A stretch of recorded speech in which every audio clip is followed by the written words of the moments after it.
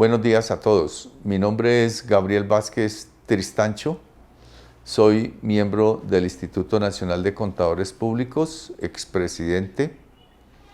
Tengo en esta oportunidad el compromiso de compartir con ustedes unos temas bastante complejos derivados de la Ley 2277 que hemos denominado la reforma del gobierno Petro y algunas incidencias que tienen que ver tanto con lo contable, el aseguramiento y desde luego, por mi formación económica, hablar de algunos asuntos del entorno, tanto a nivel mundial como a nivel local.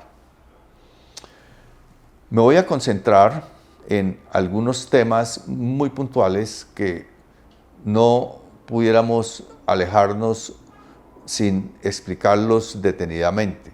Uno tiene que ver con el impuesto mínimo que propone esta reforma tributaria y que, a no dudarlo, tiene unas implicaciones bastante fuertes en algunos asuntos que voy a adelantar ahora y que detallaremos en nuestra conferencia.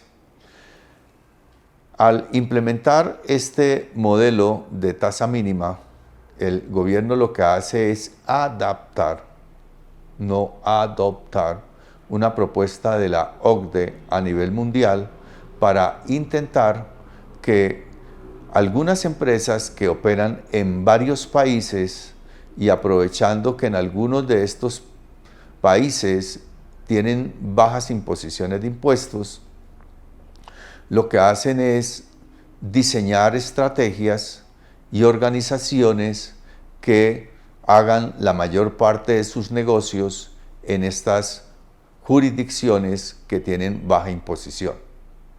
Y la casa matriz, pues, recibe unas grandes utilidades de estas jurisdicciones que tienen baja imposición sin pagar impuestos. O muchas veces diseñan estrategias de inversión y otras actividades de negocios que hacen que puedan fluir grandes cantidades de capital entre aquellos países que les interesa estar sin hacer una tributación, digamos, adecuada a los estándares mínimos exigidos y que a nivel internacional 135 países de la OCDE se han puesto de acuerdo que sea del 15%.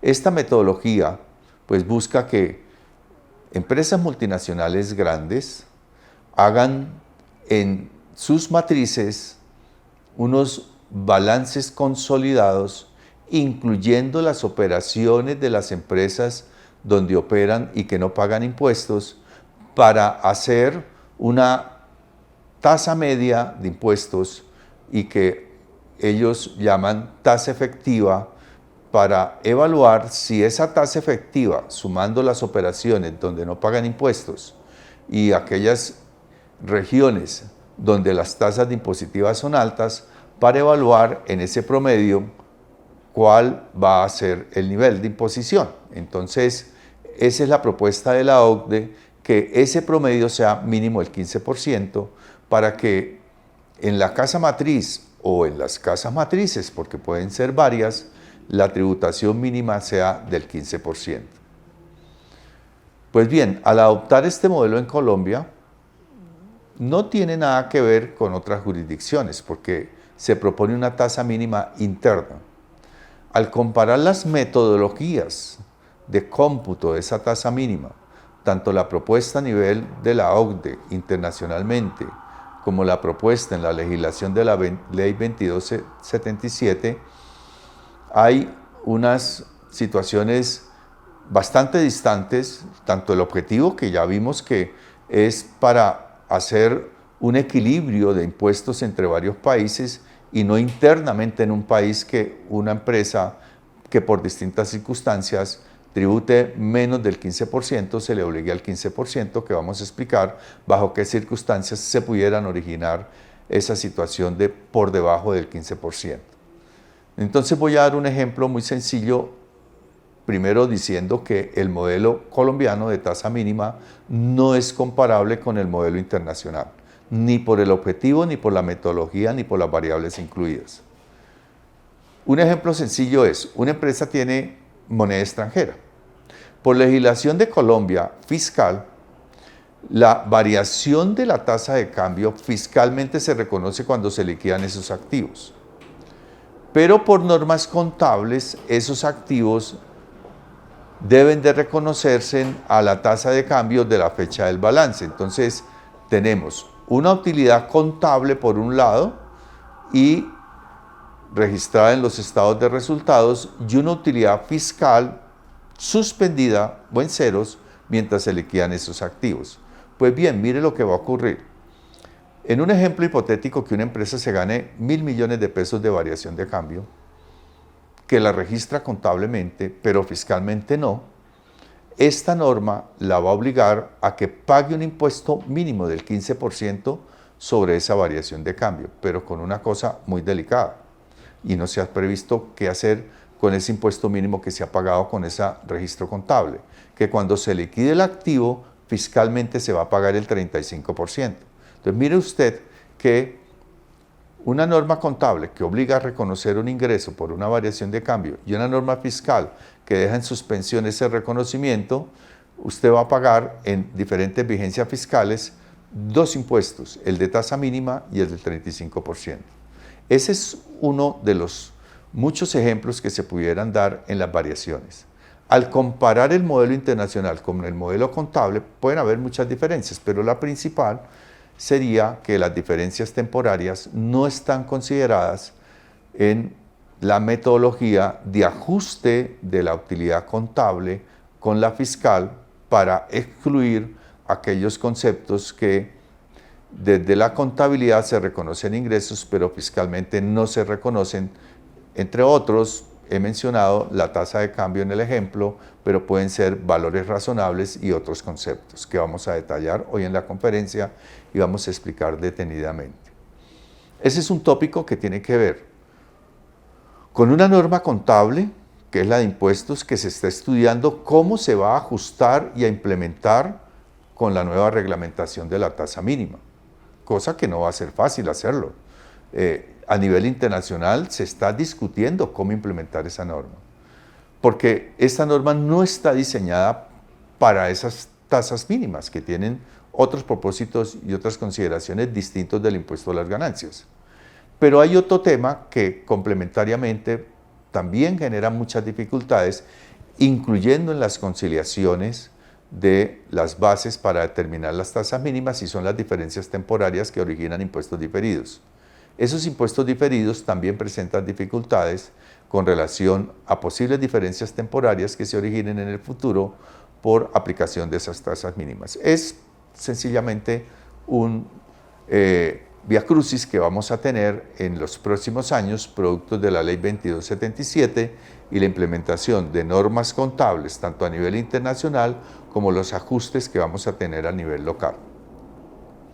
Otro tema que vamos a trabajar es el del ORI, el del otro resultado integral. Tiene este concepto pues varias dificultades. Uno, que para presentar los estados financieros de resultados en la legislación internacional se contemplan en dos niveles: el nivel del resultado del periodo y el nivel del otro resultado integral. Se puede presentar uno solo o dos separados, tanto para plenas como para pymes. Entonces, aquí hay unas dificultades, y es que al reconocer ciertos conceptos en el ORI que van directamente al patrimonio, en unos casos van a resultados, en otros casos se quedan en el patrimonio. Genera dificultades varias, unas para las tasas mínimas cuando hay un reciclaje hacia el estado de resultados, pero también hay unas dificultades de unas utilidades retenidas que quedan dentro del patrimonio y que se reclasifican sin pagar impuestos. Ese es un tema que también vamos a tocar. Y también vamos a trabajar respecto de los puntos más importantes y delicados que hay que tener en cuenta al hacer el aseguramiento de los cierres contables 2022, 2023 y de aquí para arriba. Entonces seleccionamos unos asuntos que hay que hacer un doble clic en los esquemas contables y evaluación de riesgos, porque Hoy por hoy, y para cerrar esta pequeña y ya extendida intervención de introducción, es que es necesario hacer planeación con expertos. Ojo, cuando usted se pone a hacer cosas que no sabe hacer, puede resultar haciendo desequilibrios tributarios y financieros de muy alto riesgo.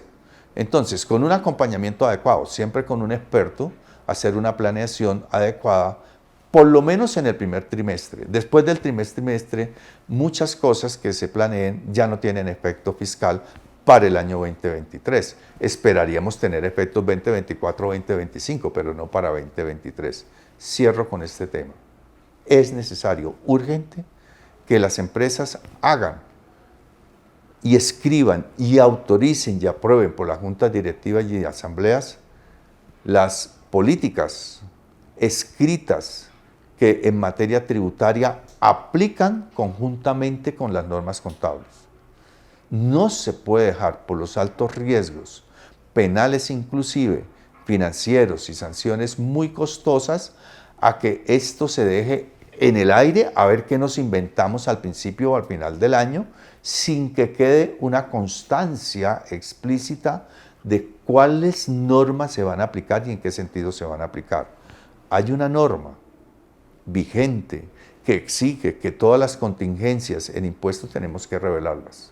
Entonces, no podemos decir que no sabíamos y que no conocíamos o que el experto no nos dijo por unas políticas que ni conocemos ni hemos aprobado.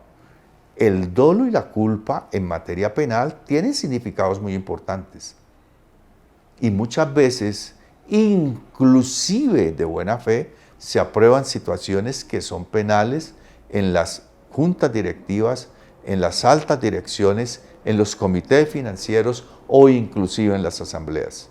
Muchas gracias y los espero a recibir mi conferencia en este auditorio muy importante. Muchas gracias.